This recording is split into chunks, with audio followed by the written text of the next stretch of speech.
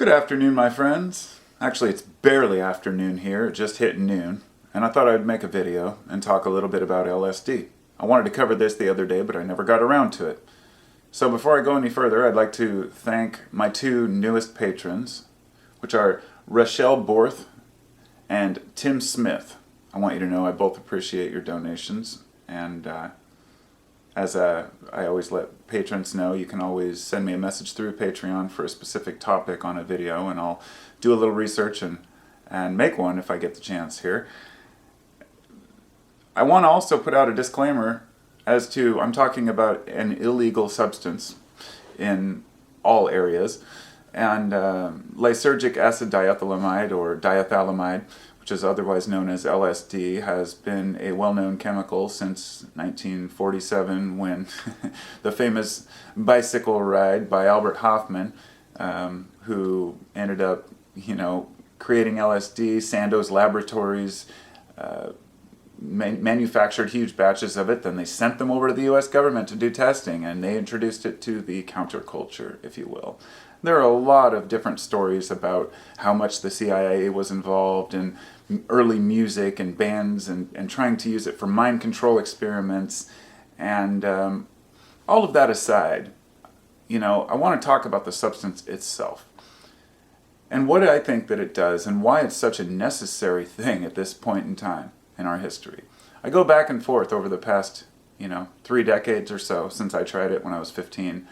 And I'll just tell you this, it was an amazing experience. I had a lot of these experiences, and I was able to really gauge this consistent pattern, this overwhelming feeling of connection and understanding about the universe.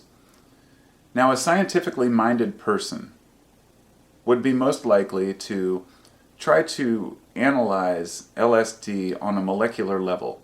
How does it interact with other molecules? How does it affect our synapses? Why does it stay in there so long? And when we look at things through the mechanical nature of how they operate, it gives us no understanding of what they actually do. And this can be perfectly described with antidepressants, SSRIs, which we know what they do to an extent, but we don't really know the mechanism of action. We just know people take them and they work sometimes. And of course we're getting a better understanding each year.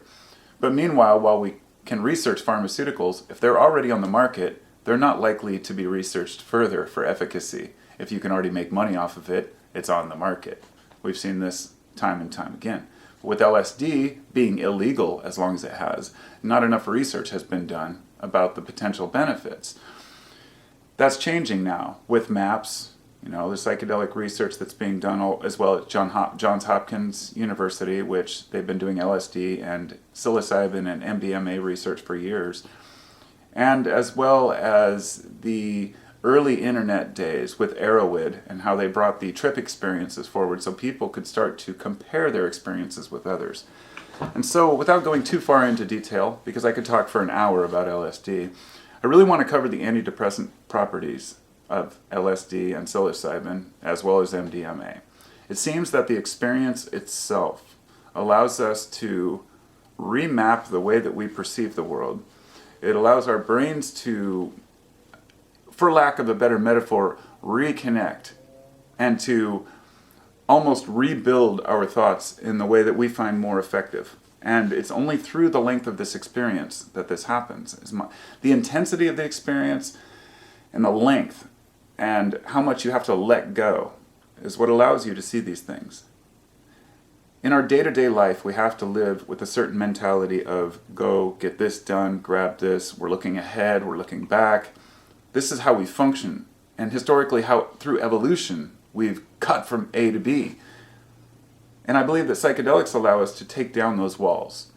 And when those walls are taken down, we may not be able to function in our daily world, but if we're in a comfortable place, what they call set and setting is right, then we're able to go inside our minds and feel safe so we can process ideas that ordinarily we had not considered. And the amount of history that can be brought up, the old dredging of these old thoughts and ideas that can be brought up during a psychedelic trip cannot be overstated. It is an amazing thing. It's like they say MDMA during the 1970s, and the psychotherapists who used it, a lot of them did, before it was banned because people started using it as a club drug, a party drug. MDMA was considered to be, they say, 9 months of therapy in a 5-hour session, or a year, or however you want to define it. You can get through a lot more processing through one big session like that, because then you have something to draw on. If you go to talk to somebody for 20 minutes a day, you can draw on those conversations to, remember, oh yeah, this person said this. But that's just a person telling you something. When your own mind tells you something that the substance allows you to understand, it's not that it's teaching you anything. In fact, psychedelics aren't the teachers, as we often define. The psychedelics just remove those who are standing in front of the teachers, the ones who block us from seeing this reality that we all feel inside. One aspect about psychedelic experience that I find very fascinating and not as often spoke about is the dreamlike qualities, how we forget them. We may have some really deep insights on psychedelics. Sometimes they can be delusions, because one thing about psychedelics and LSD in particular is they tend to make you think that little things are much more important than they are.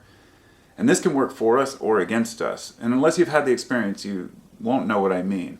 But this is how people can go the wrong direction and feel like they're gods, or all of a sudden think that they know everything about the universe. Once psychedelics hit you enough times, you realize you don't know a goddamn thing. You know nothing. And you probably never will. You're never going to understand the universal mind, the full breadth of what is around us. And that's okay. That's what you learn to accept. So it's a language, almost like a universal language that you hear in your mind, but you can't share it because it doesn't come in words. It doesn't come in ideas or explainable theories. It comes in these segments of feeling and empathy and understanding. And even when you walk away thinking, oh, that was just the drug talking, you ask yourself, so what if it was? It's a good feeling. And it harms nobody. And it makes me care about people more. And there are a lot of aspects about the mind, such as the way that dimethyltryptamine, or DMT, which is the main ingredient in ayahuasca, is also, in belief, produced by the pineal gland, which also produces melatonin, which is what helps us to sleep. It gets our bodies ready for sleep. And it makes you wonder, what is it about the interaction of these compounds? Can we actually catch a glimpse of something that we're not prepared to see? Or perhaps tap into this, this mindset? I bring up DMT because it's an endogenous compound that's produced by our own brains. So anyone who talks about psychedelics being out there or something that we shouldn't consume, whether you believe that LSD is man-made or mushrooms aren't meant to be eaten, dimethyltryptamine is produced in the brain. And it's produced mostly upon childbirth and upon being born and upon death. And really intense emotional experiences. We're not sure why or how, and it's impossible to measure because it breaks down in the bloodstream so fast. And the only way to keep it in the bloodstream is to have an MAOI, or a monoamine oxidase inhibitor, which is why ayahuasca works. If you were to just eat DMT, nothing would happen, likely. But if you take it with an MAOI, that enzyme that breaks down the drug allows it to flow through it stops breaking down the drug and allows it to flow through your bloodstream. But why do our brains produce this same drug that is in all these plants and other animals, almost all plants? It's very fascinating. But LSD is looked at as different because it's a chemical that's man-made. I would say that LSD is scary mostly because it's active in micrograms. Very tiny amounts can get you really, really high. And anybody who's read stories of people who spilled some on themselves knows that even if you drop a huge amount of LSD, let's say 100 times more than the average dose, you'll make it through. And you'll probably be okay. Some people have lost their minds, but the brain shuts down at a certain point. You can only, not shuts down, but it stops accepting more. You can only get so high, and then you just kind of close your eyes and just wait for it to be over. But the thing is, you're not going to die, usually, from a large dose of that, which is interesting because of how powerful it really is. So It's not that it's not possible that you could die, but I have these right here. This is a sheet, 9 sheets of, it's not real, don't worry. These are art pieces you can buy. It's called blotter art, and we bought this like 10 years ago from Zane Kesey, who is Ken Kesey's son, I believe. And he signed these, and I bought a couple of them, I think, and it's just got some really amazing blotter art on here. But about 10 years ago, for my birthday, a friend of mine bought me this, which was the beautiful Declaration of Independence on 900 tabs of, blotter paper. And I really found this as just kind of that irony of, being, you would expect this declaration to protect us, but it doesn't, to allow us to consume these things. And society has continuously ridiculed psychedelics, and that's finally changing. It's finally changing. A couple final notes. We all know that bacteria can affect our mood, but we didn't know this 10 or 20 years ago. And finally, it's becoming the norm for people to feed their flora, their gut bacteria, in order to improve their mood. A lot of folks think about serotonin and dopamine, they think about the brain. 90%, over 90% of serotonin and dopamine and other neurotransmitters are produced in the gut, not in the mind. So the foods you eat, your stomach communicates with your brain to tell you how to feel, in a way. It's a kind of a general way of putting it. These bacteria, of course, are necessary for our survival. And yes, you have more bacteria in your body than your own cells. And we have co-evolved with them. Some of them we can't, most of them we can't live without. We've got them on our skin, we've got them everywhere. Ones on our skin that make us a stink, and then other ones that eat the stink. It's amazing what a delicate ecosystem we have. And a lot of people can't handle that. They want to think that you're one person, but you're not one person. Every one of your cells is a unique organism that works to create your organs, and it's, So when we get past and we start understanding this bacteria thing, then we start understanding viruses, and viruses the way that we could never have evolved without viruses. And the current belief is that viruses are there during major evolutionary leaps, and that there are a certain virus that's required for humans to even give birth, for the egg to be fertilized. It requires this retrovirus that's been with us forever. And I bring this up because these bacteria, these viruses, the way that they interact with our neurotransmitters are very unique. And because of that, each one of our experiences with psychedelics is going to be very unique. And that's why it's important for us to not just say, hey, I'm Timothy Leary, I'm going to give everybody acid and everybody should trip. No, it doesn't work that way. There are some dangers. Schizophrenia, yeah, it's a danger. Psychosis, I've seen it firsthand. I've seen psychedelics, how people have lost their mind temporarily after several psychedelic experiences. It's usually not just one, and it's usually something that's within the person already. But I guess the reason I bring that up is because we have to weigh that. When we talk about the possibility of psychosis, or the possibility of having a bad trip, and then we weigh that with the idea that what if everybody on Earth consumed LSD at some point in their life and could see the things that I've seen? And I think, would the world be a better place? I can't say for sure. I mean, each unique individual has their own part. I don't think that everyone should live the way I do. I think that would be horrible. Then they'd like the same things I do. No, I just wanted, I guess, to say, if I believe that there are a few basic principles that I've learned, and they are that all is one, regardless of how you put it. Everything is one. It all came from one, and it's all going back to source, whether you believe in God or not. None of that matters. Everything is one and comes from the same source, the same stardust. Number 2, the realization that I have is, and every time, every trip, materialism sucks. That worrying about money and owning things means nothing. But we should still enjoy the things we have. Hell, if you want to go out and buy a new guitar, buy a guitar. If you want to buy a school bus, buy a school bus. Just don't be attached to those things, because one day you're going to die and they're all going to be gone anyway. And the more shit you have, the more you have to hang on to.